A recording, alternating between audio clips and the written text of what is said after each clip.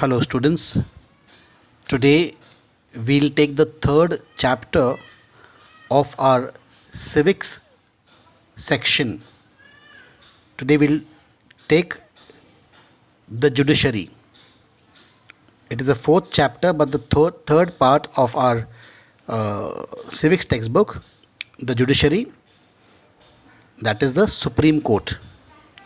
Now what you have to study from this chapter, the Supreme Court, is its composition, qualification of judges, their appointment, then jurisdiction and functions, that is the original jurisdiction, appellate jurisdiction, advisory, revisory, judicial review and court of record, enforcement of fundamental rights and writs.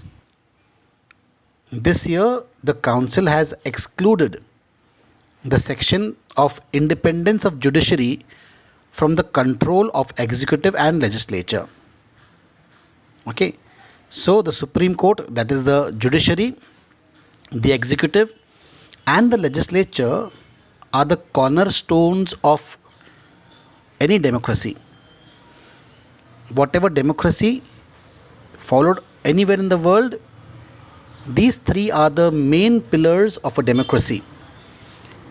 So this year, because of the reduced syllabus due to coronavirus, the syllabus has been reduced, and from this chapter we would not be studying independence of judiciary from the control of executive and legislature for the examination. Okay, if you want, you can read it, you can understand it for your own knowledge, but it won't be coming for your exams. The judiciary. Under our constitution, the judiciary is a single integrated system of courts for the union and the states, with the Supreme Court at the apex. By the single integrated system, what do we mean? So before we proceed to what do we mean by a single integrated system, so what is the Constitution of India? The Constitution of India is the framework, is the outline of laws that the country needs to follow. So under our constitution, the judiciary is a single integrated system. That what does this mean? Single integrated system. It means that every state of the country, every city, every village of the country will follow the same judicial procedures. There will be no difference in rule for one person from the other. Every person would be seen under the same scrutiny as anywhere or any part of our country. So under our constitution, the judiciary is a single integrated system of courts for the union and the states, with the Supreme Court at the apex. The union government and the state government. So the union government, we have at the center, we have the Supreme Court. At the state level, we have the high courts. At the district level, we have the district courts and other subordinate courts. Right? All these courts, be it the subordinate courts, the district court, the high court and the Supreme Court, they all are integrated into one single system. So by the single integrated system, we mean, number one, the Supreme Court is the head of the entire system and not only supervises but also exercises control over the functioning of other courts. Where is the Supreme Court? Where in India do we find the Supreme Court? Is it in Bombay, Chennai, Calcutta or Delhi, or in all these metropolitan cities? The Supreme Court is only in Delhi, because Delhi is the capital of the country. So the Supreme Court has its seat in Delhi. If necessary, the seat of the Supreme Court can be shifted to any other place in case there is a threat to the country by a foreign power or by internal aggression. The Supreme Court may be shifted to any other safer place. If in case there is a war, if in case China declares a war on India, we can always shift the Supreme Court from Delhi to Nagpur, because Nagpur is far away from China. Delhi, which is quite closer to the border of China and Pakistan, if need be, if it is felt that we have to shift the capital from New Delhi to Nagpur, it can be done. But right now, the Supreme Court is in Delhi. Number 2, there are no separate sets of laws, and a single civil and criminal system operates throughout the country. For every state, the law is the same. For every city, the law is the same. For every citizen, the law is the same.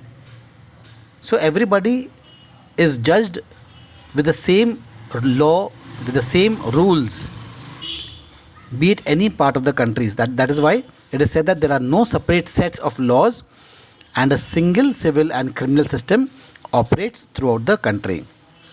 Number 3, all cases coming from the lower courts can be taken to the High Court and ultimately to the Supreme Court by way of appeal. So it is the best of 3. If there is a court case against the government of Maharashtra and a citizen, so if the citizen loses the case in the lower court, he can appeal in the High Court.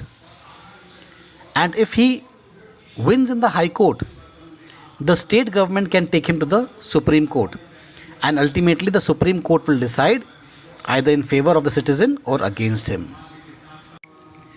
So the citizen and the government each has a right to appeal.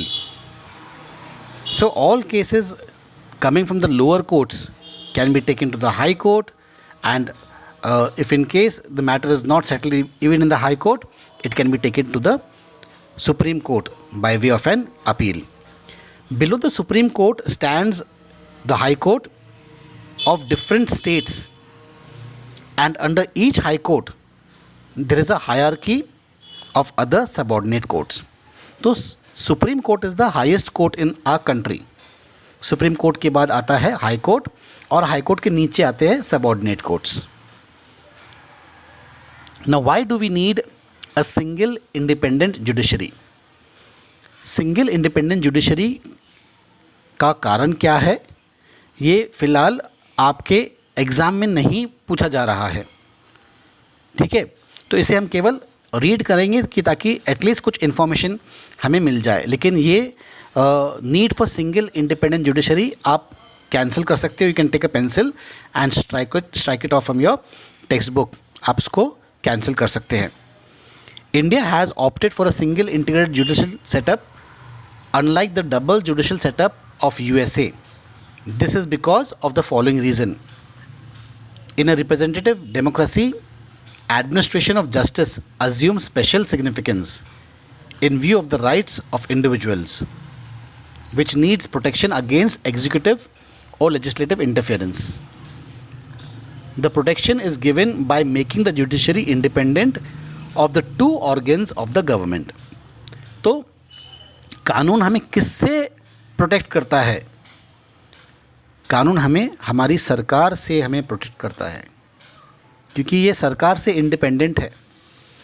The जजेस are supposed to not to take the side of the government और not to take the side of anyone. आपने देखा होगा कि जो statue of judgement है, हाँ, कानून है, उसके आंखों पे पट्टी बंधी है. आपने सुना होगा ना, कानून अंधा होता है. तो कानून अंधा इसलिए होता है कि कानून ना जात देखता है, ना धर्म देखता है, ना जेंडर देखता है, ना ये देखता है कि ये रिश्तेदार है, परिचित है, पहचान का है, कुछ भी नहीं देखता है. That is why the judiciary is independent of even the government, even the executive और इवन द लेजिस्लेचर. जो कानून बनाता है वो लेजिस्लेचर है, जो इसको एग्जीक्यूट करता है वो एग्जीक्यूटिव्स है. N independent and supreme judiciary is also an essential requirement of a federal governance. Federal setup, अगर फेडरल सेटअप का मतलब क्या होता है, जहाँ पे मोर देन एटलीस्ट 2 या more than 2 layers of functional governments है. जैसा इंडिया में स्टेट गवर्नमेंट है और सेंट्रल गवर्नमेंट है. इंडिया में कैसा है, लोकल गवर्नमेंट्स है, नागपुर म्यूनसिपल कॉरपोरेशन है ना डिस्ट्रिक्ट लेवल पर, फिर स्टेट गवर्नमेंट है स्टेट लेवल पर, और फिर सेंट्रल गवर्नमेंट है. तो ये हो गया फेडरल सेटअप ऑफ गवर्नेंस. तो फेडरल सेटअप ऑफ गवर्नेंस के लिए सिंगल जुडिशरी होना और इंडिपेंडेंट जुडिशरी होना बहुत ज़रूरी है. In a federal setup there is a constitutional division of powers between the executive, legislature and judiciary. Third, an independent and impartial judiciary is an essential requirement for ensuring human rights and protecting democracy. अगर judiciary ही independent नहीं रहा, अगर judiciary impartial नहीं रहा, तो फिर भूल जाओ कि हम कोई डेमोक्रेटिक कंट्री में रहते हैं. अगर सारे के सारे न्याय, सारे के सारे जो केसेस है वह किसी सरकार के पक्ष में, बार बार सरकार के पक्ष में ही जा रहा है, इसका ये मतलब कि अपने देश में डेमोक्रेसी नहीं है. तो डेमोक्रेसी को प्रोटेक्ट करने के लिए, डेमोक्रेसी को बचाने के लिए जुडिशरी का इंडिपेंडेंट और इम्पार्शियल होना बहुत अनिवार्य है, बहुत ज़रूरी है. वरना आपको अपने ह्यूमन राइट्स, जो भी ह्यूमन राइट्स है वह भी अपने को मिलना मुश्किल हो जाएगा. तो ये जो पार्ट था जो मैंने भी आपको जो पढ़ाया है, need for a single independent judiciary, फ़िलहाल इसे इस साल के लिए अपने सिलेबस में से निकाल दिया है. So let's move forward, will talk about the supreme court. इस चैप्टर में केवल और केवल सुप्रीम कोर्ट के बारे में ही हम पढ़ेंगे.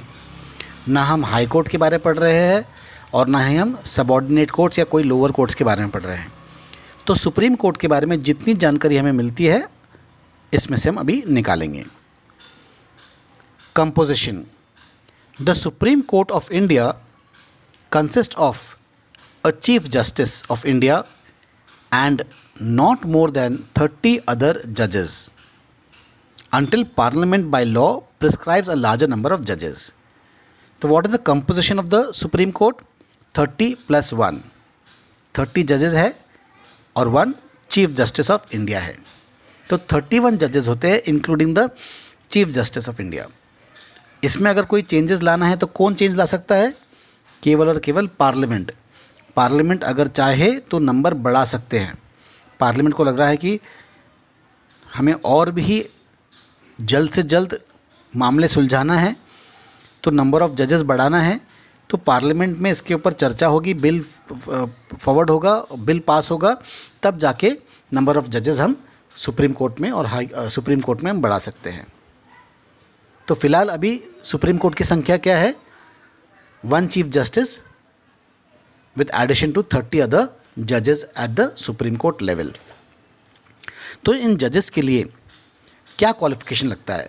अगर आपकी इच्छा होती है कि आपको जज बनना है, लॉ लेना पड़ेगा, तो आपके लिए क्या क्वालिफ़िकेशन होना चाहिए for the appointment of a जज एज अ सुप्रीम कोर्ट जज? यानी आप लॉ पढ़ लिए, आप बैरिस्टर बन गए, आप जज बन गए, अब आपकी बारी आ रही है कि आपको सुप्रीम कोर्ट का जज बनना है, तो उसके लिए आपके लिए क्या क्वालिफ़िकेशन लगेगा? A person is not qualified for appointment as a जज of the supreme court unless he is a citizen of India. सबसे पहले बड़ी बात क्या है? We have to be the citizen of India.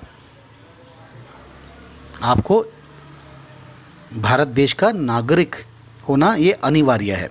The first and foremost criteria to hold any government position including the judge of a Supreme Court is that you have to be an Indian citizen.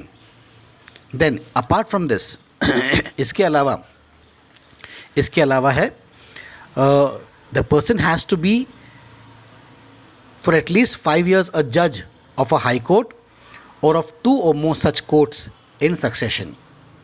तो जो व्यक्ति supreme court का जज बनना चाहता है उसका qualification क्या है? इंडियन होना चाहिए. उसके अलावा the person has been for at least 5 years a जज ऑफ द हाई कोर्ट. कम से कम 5 साल वो हाई कोर्ट को, कोई भी हाई कोर्ट का, महाराष्ट्र में हो, कर्नाटका में हो, आंध्र प्रदेश में हो, दिल्ली में हो, कहीं का भी हाई कोर्ट हो, वहाँ का उसे कम से कम 5 साल उसे वहाँ का जज होना ज़रूरी है, हाई कोर्ट का जज होना ज़रूरी है. या फिर 2 or more such courts in succession. अगर वो हाई कोर्ट का जज नहीं है तो ऐसे ही कम से कम 2 अलग अलग कोर्ट के जजेस होना चाहिए वो, एक के बाद एक सक्सेशन में. Second, he or she has been for at least 10 years as an advocate of the high court or 2 or more such courts in succession. पहला क्या है? कम से कम 5 साल हाई कोर्ट के जजेस रहना चाहिए. आप इतना भी लिखोगे तो भी पॉइंट्स मिलेगा. He has to be the judge of a high court for at least 5 years. Number 2, he or she has to be at least for 10 years an advocate of the high court. अगर high court में वो advocate है 10 साल से लगातार वो high court में practice कर रहा है या कर रही है तो वह भी सुप्रीम कोर्ट के लिए क्वालिफाई हो जाते हैं. और तीसरा है he or she is in the opinion of the president a distinguished jurist. तो अगर प्रेसिडेंट को लगता है कि ये व्यक्ति एक बहुत अच्छा जज है, हाँ, ये कोई लाफ्टर चैलेंज का जज नहीं है, लाफ्टर चैलेंज का जज नहीं है या कोई कॉमेडी शो का जज नहीं है, लेकिन ये उनके नज़रों में ये एक अच्छे जूरिस्ट है, एक अच्छे जज है. भले उनके जो कंडीशन है वो 5 साल कंप्लीट नहीं हुआ होगा. ऐसे व्यक्ति अगर प्रेसिडेंट को लगता है कि ये सुप्रीम कोर्ट के जज बनने के काबिल है तो वो उनको प्रमोट करके सुप्रीम कोर्ट के जज बना सकते हैं. तो इन जजेस को अपॉइंट कौन करता है? एवरी जज of the supreme court is appointed by the president of India. जितने भी जजेस हैं सुप्रीम कोर्ट के उनको अपॉइंट कौन करता है? प्रेसिडेंट ऑफ इंडिया अपॉइंट करता है. In consultation with the judges of the Supreme Court and High Courts, besides the Council of Ministers. तो कहीं ना कहीं देखो काउंसिल ऑफ मिनिस्टर्स का भी यहाँ पे फंक्शन आ ही गया. तो हर जज जो है, जो सुप्रीम कोर्ट का जज बनना चाहता है तो उसे अपॉइंट कौन करता है? उसे प्रेसिडेंट अपॉइंट करता है. प्रेसिडेंट खुद निर्णय तो नहीं ले सकता. हमने पहले वाले चैप्टर में पढ़े, जो भी वो निर्णय लेता है तो काउंसिल ऑफ मिनिस्टर्स उसमें बहुत इंपॉर्टेंट रोल निभाते हैं. काउंसिल ऑफ मिनिस्टर्स उनको सजेस्ट करेंगे तो उन्हीं को प्रेसिडेंट जो है वो अपॉइंट करेगा. तो प्रेसिडेंट अपॉइंट कर रहा है, लेकिन इसके पीछे हाथ किसका है? काउंसिल ऑफ मिनिस्टर्स का है. तो कहीं ना कहीं जो हम ये बोलते हैं कि हमारा judiciary independent of the executives है, तो लगता तो नहीं है ऐसा, लेकिन इस प्रकार से इंडिपेंडेंस ऑफ जुडिशरी है क्योंकि आपको क्वालिफाई होना ज़रूरी है. आपके टर्म जो है, कंडीशंस जो है, क्वालिफिकेशन जो है, यही आपको इंडिपेंडेंस दिलाता है कि आप सुप्रीम कोर्ट के जज बन सकते हैं या नहीं बन सकते हैं. ठीक है. सो अपॉइंटमेंट, एवरी जज of the supreme court is appointed by the president of India in consultation with the जजेस of the supreme court and the high court. Supreme court और हाई कोर्ट के जज से भी कंसल्ट करना ज़रूरी है. अगर हम कहीं किसी स्टेट से किसी जज को उठा के सुप्रीम कोर्ट का जज बना रहे हैं तो उस स्टेट की भी जो स्ट्रेंथ है, जजेस की जो स्ट्रेंथ है वो कम नहीं होना चाहिए. इसलिए उस स्टेट के चीफ जस्टिस जो CJI चीफ जस्टिस, जो हाई कोर्ट के चीफ जस्टिस है, उनसे पहले अनुमति लेनी पड़ेगी. उनके परमिशन के बगैर इसे हम प्रमोट करके सुप्रीम कोर्ट का जज नहीं बना सकते हैं. इसे प्रमोट करने के लिए सुप्रीम कोर्ट के जजेस से भी पहले पूछताछ करनी पड़ेगी कि ये जो जज हम जिसे बना रहे हैं क्या इसमें वो काबिलियत है, सुप्रीम कोर्ट का जज बनने लायक है कि नहीं है. तो इसलिए इनके बीच में भी पैनल चलता है, इनके बीच में भी इलेक्शंस होते हैं. यहाँ पर भी पॉलिटिक्स चलता है। एवरी जज of supreme court is appointed by the president of India in consultation with the जजेस of the supreme court end of high courts besides the council of ministers. In case of appointment of a जज other than the chief justice of India shall be consulted. तो अगर हमें chief justice का चयन करना है, chief justice को elect करना है, या किसी सुप्रीम कोर्ट का, अपने सुप्रीम कोर्ट का किसी जज को चीफ जस्टिस बनाना है, तो इस सिलसिले में चीफ जस्टिस से सलाह नहीं ली जाएंगी। लेकिन अगर हम किसी और जज को अपॉइंट कर रहे हैं, किसी और व्यक्ति को सुप्रीम कोर्ट का जज बना रहे हैं, तो इसमें हमें चीफ जस्टिस ऑफ इंडिया से कंसल्ट करना अनिवार्य है, कंपलसरी है। In case of appointment of a जज other than the chief justice of India shall be consulted. Consultation would generally mean concurrence. In case of the Chief Justice, usually the senior most judge of the Supreme Court is appointed. तो chief justice का appointment कैसा होता है? किसी से consult नहीं करना पड़ता है। जो हाई कोर्ट का, जो सुप्रीम कोर्ट का सबसे सीनियर मोस्ट जज है, जिसने काफ़ी साल से सर्विस देते आ रहे हैं, एज में भी सीनियर है, एक्सपीरियंस में भी सीनियर है, ऐसे व्यक्ति को हम सुप्रीम कोर्ट का चीफ जस्टिस अपॉइंट करते हैं। हम मतलब प्रेसिडेंट अपॉइंट करता है। When the chief justice is unable to perform the duties of his office by reasons of absence और otherwise, the president may appoint another जज of the supreme court as the acting chief justice.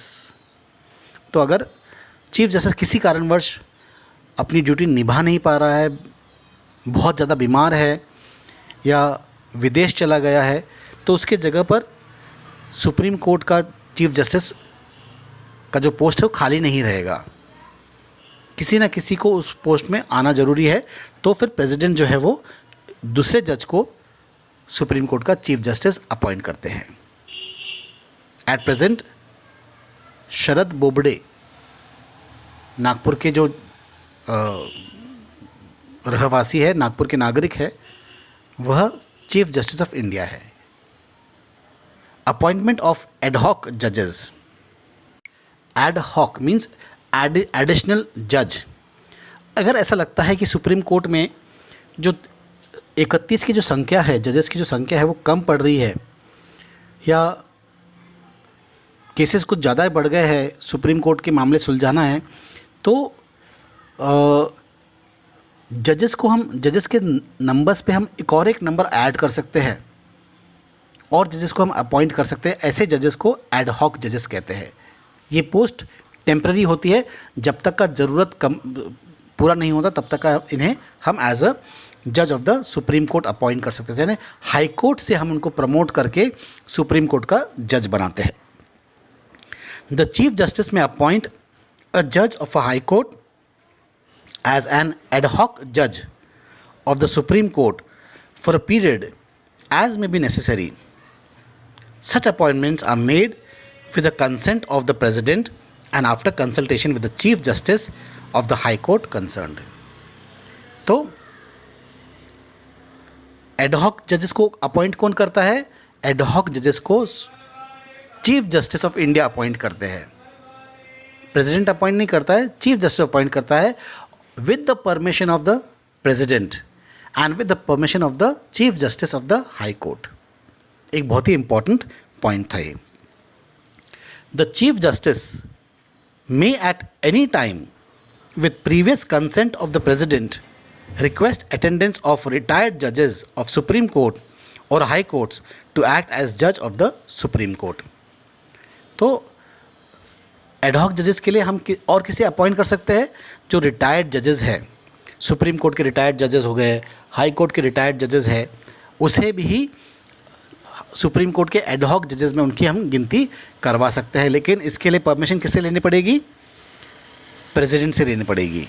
हाँ, chief justice appoint करता है लेकिन permission president की लग जाती है। तो कितने साल के लिए जो टर्म होता है सुप्रीम कोर्ट के जो जज होता है उसका टर्म कितने साल का होता है? A judge of the Supreme Court shall hold office until he attains the age of 65 years. तो 65 साल की आयु तक का, 65 साल की उम्र तक का कोई भी व्यक्ति जो है, क्वालिफाइड व्यक्ति, सुप्रीम कोर्ट का जज रह सकता है. A judge may resign his office by submitting his resignation letter to the president. ठीक है, तो जज जो है वो प्रेसिडेंट को अपना, अगर वो रिज़ाइन करना चाहता है तो किसे लेटर देके रिज़ाइन करेगा? प्रेसिडेंट को लेटर लिखेगा. Letter of resignation would be address to the president. A जज of the supreme court can not be remove from office except by an order of the president on the ground of proved misbehaviour और incapacity. तो जजेस को इतना आसान नहीं होता उनके पोस्ट से निकालने का. उनको पोस्ट से निकालने के लिए प्रेसिडेंट का कंसेंट होना बहुत ज़रूरी है. और प्रेसिडेंट ऐसे ही कंसेंट नहीं देता है. जिस प्रकार से इम्पीचमेंट मोशन हमने पढ़ा था कि किसी भी प्रेसिडेंट को निकालने के लिए मोशन ऑफ इम्पीचमेंट करना पड़ता है, उसी प्रकार से जज को भी निकालने के लिए मोशन ऑफ इम्पीचमेंट करना पड़ता है. उसके ऊपर क्या इल्ज़ाम लगना चाहिए? इनकैपेसिटी का या मिसबिहेवियर का. इनकैपेसिटी मतलब उनकी बस की बात नहीं है, वो काबिल नहीं है, या फिर मिसबिहेवियर, उन्होंने किसी के साथ में मिसबिहेव किया है, किसी के साथ में सही बर्ताव नहीं किया है. Such an order is passed after an address by each house of parliament supported by a majority of the total membership of that house and by a majority of not less than 2/3 of the members of the house present and voting for such a removal. This procedure is known as impeachment.